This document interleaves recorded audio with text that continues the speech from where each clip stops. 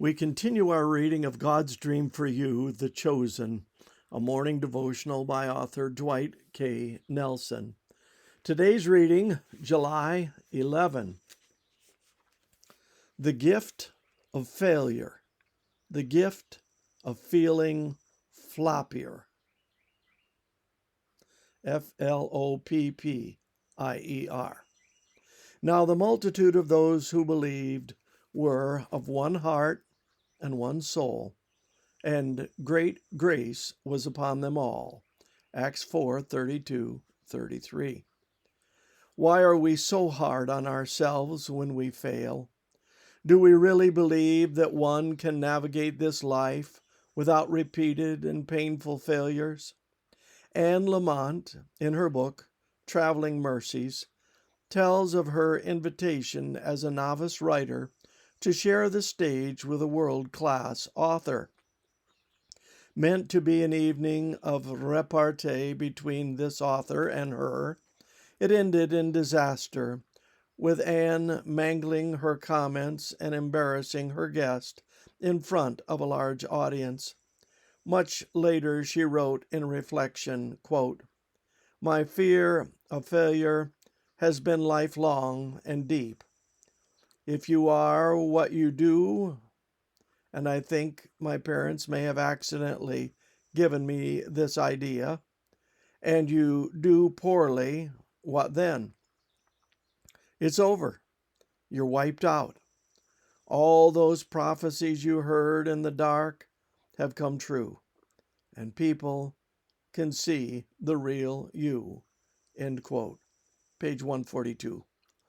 But as she brooded over grace, her paradigm for failure shifted until it became a gift. The gift of failure.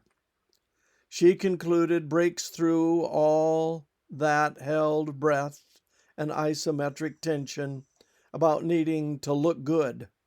It's the gift of feeling floppier. Page 143. Could it be the chosen need that gift of feeling floppier? Holding our breath and striking our spiritual pose might make us look good for a moment, but it's the death of community. Because put the word on the street that to join our community, you have to be a musical, spiritual giant, no floppy failures admitted. We not only kid ourselves, we keep our community empty. Truth is, just like the church in Acts, we need great grace to be upon us all. Quote, "Grace is nothing more or less than the face that love wears when it meets imperfection, weakness, failure, sin." Joseph Cook's Celebration of Grace, page 13. And oh, how the chosen need that face. Think of all the people God could heal and restore if grace were the face love wore around our church. A community of great grace. Why, we couldn't keep them away. Martin Luther was right. The kingdom, read community, is to be in the midst of your enemies, and he who will not suffer this does not want us to be of the kingdom community of Christ. He wants to be among friends, to sit among roses and lilies, not with the bad people, but the devout people. O you blasphemers and betrayers of Christ!